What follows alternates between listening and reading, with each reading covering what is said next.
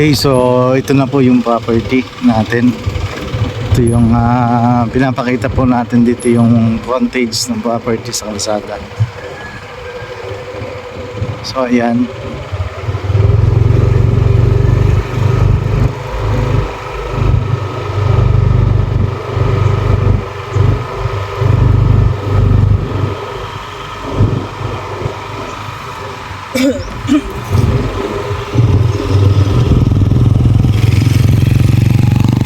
Ito yung mga binebenta. Punong-puno din ng nyug. Napakaganda, mga bata pa din yung mga puno. Yan. That frontage po ito ng property.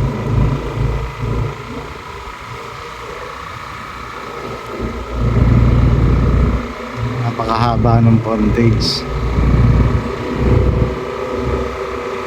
Yan. Puno sa loob ng nyug.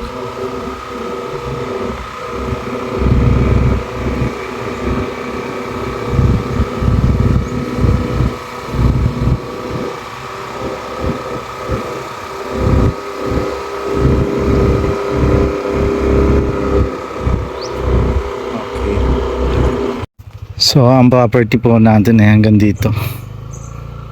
Yan, hanggang dyan. Papunta po doon. So ang haba ay more or less mga 300 meters po ang haba ng frontage ng lupa.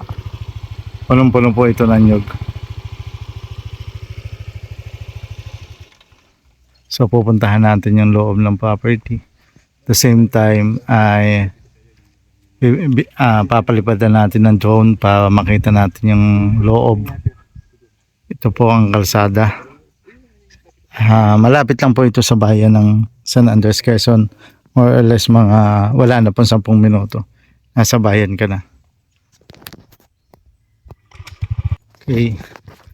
So, andito pa din tayo sa lot frontage. Papasokin natin itong property mamaya para makita natin yung loob. Pupunta lang tayo dun sa gitna kasi hindi natin kayang puntahan ang kabuuan. Ito ay almost 7 hectares kaya napalawak. Yan o, napakababa ng mga niyog.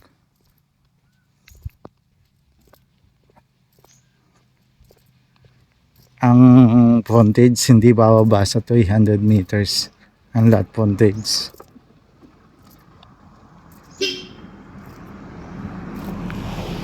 So may mga katabi ng mga bahayan sa kaliwa. Oh. Yan. Daming mga puno ng nyug.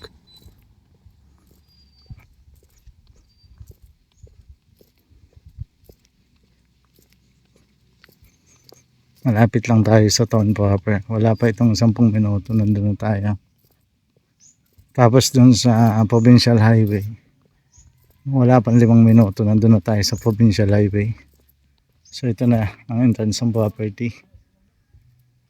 Ito na yung mga nyug. Yan. Yan o. Napakaganda. Tulad ng video na nai-upload ko kahapon. Ganon din kagaganda ito. Yan.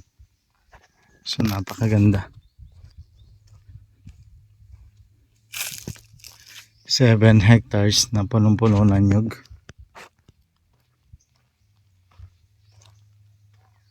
Yan. Ang bunga. Ang kagandahan dito sa mga nyug na ito, halos ay parang nakahanay. Yan o. Nakikita natin hanay-hanay siya.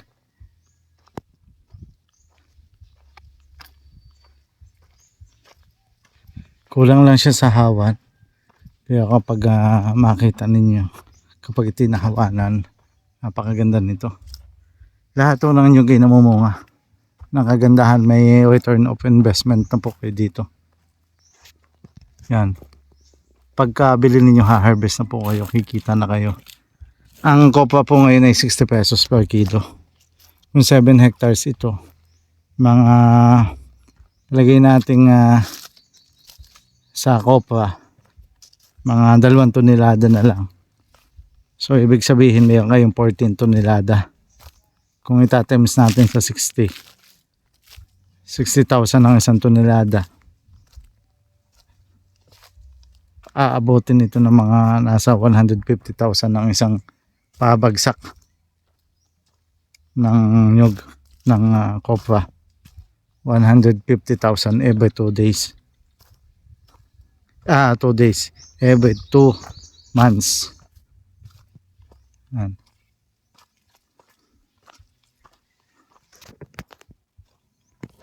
Yan.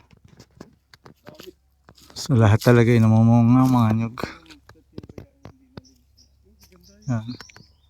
Ayan. Pag makita yung may hulog na lang, hulog at wala rin update sa ating Yan. So ito po eh papaba. May isa pa dito yun ang boundary.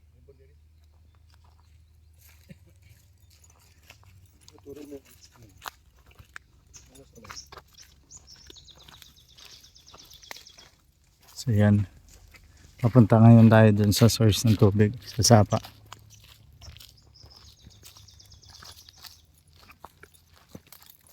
Tapos may mga kasunod ng tanim ng mga puno ng nyug. So pag nagtandaan mayroon ang kasunod. Ayan.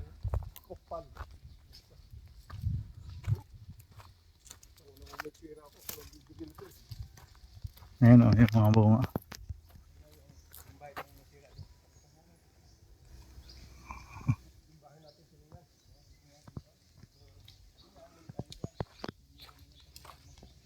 Napakadaming bunga talaga. Kung 150,000 sa 2 buwan, yun po ay hahatiin pa. So more or less mga lagyan na natin 75,000 sa inyo. Kasi may may mga katulong sa pagkokopras. So ipagpalagyan natin 70,000. So sa isang taon more or less aabot siya ng mga kapag kopra sa loob ng isang taon ng 6 months. Kasi 2 months. So 70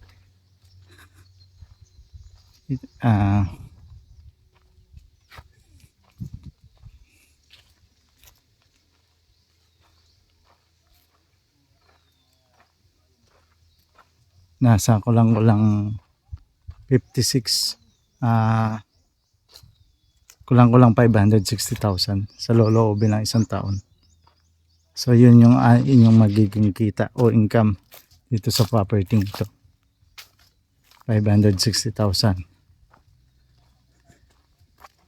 Kung may mga papaya, may mga saging din. So kaya itong mabilis na makuhaan o maibalik ang inyong puhunan sa pagbili nitong property. Source ng tubig. Yan. So itong sapang ito ay boundary daw ito ng property.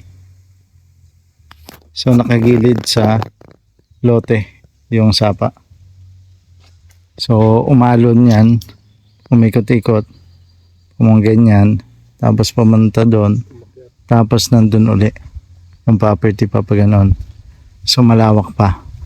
Ngayon ay papalipadan natin ng drone para mas makita natin yung kabuuan ng property.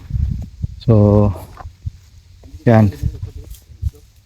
Yan yung source ng tubig. So talagang nakagilid yung source ng tubig na yan doon sa property. Kaya mayroon tayong source ng tubig. Kaya maganda itong property ito.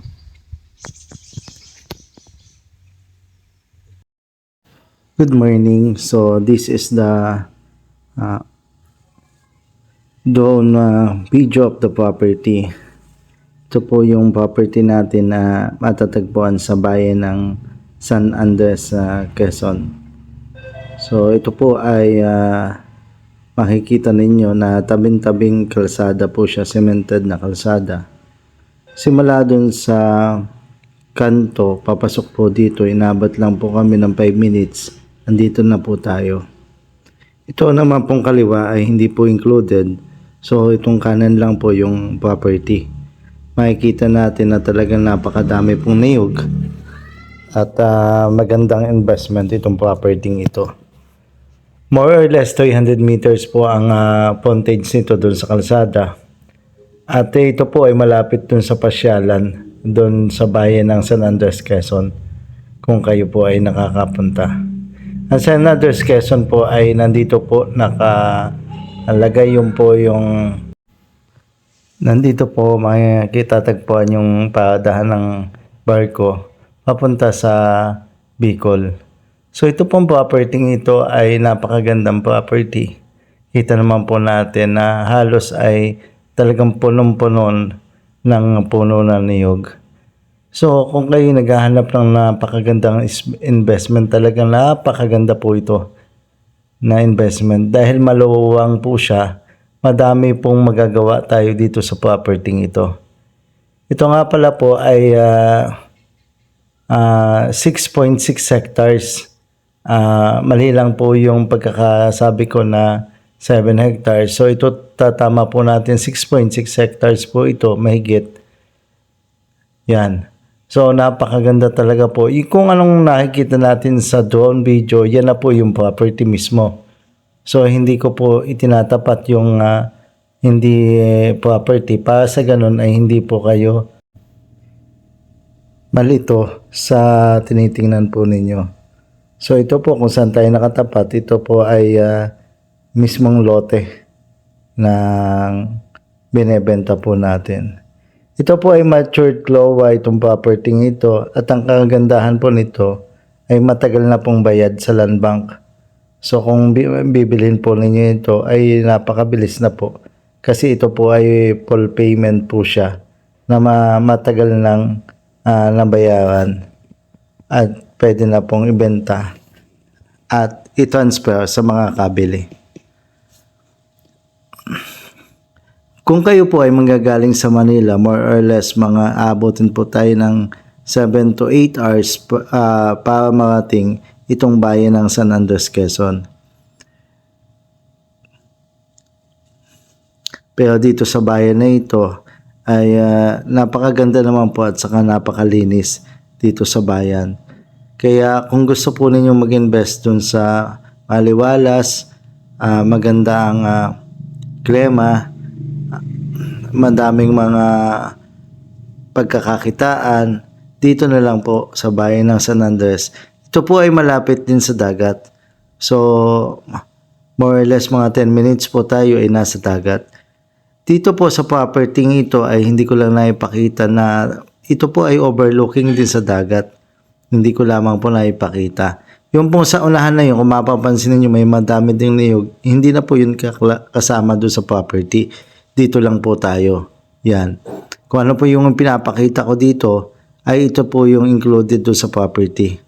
Kaya yung mga po, investor po natin na nasa Canada, nasa US, nandito sa Pilipinas, na mga subscriber po natin, inaanyayahan ko po kayong manood lagi ng aming mga video para sa ganun ay makakita po kayo at makapamasyal sa mga property na ipinapakita ko sa aking vlog.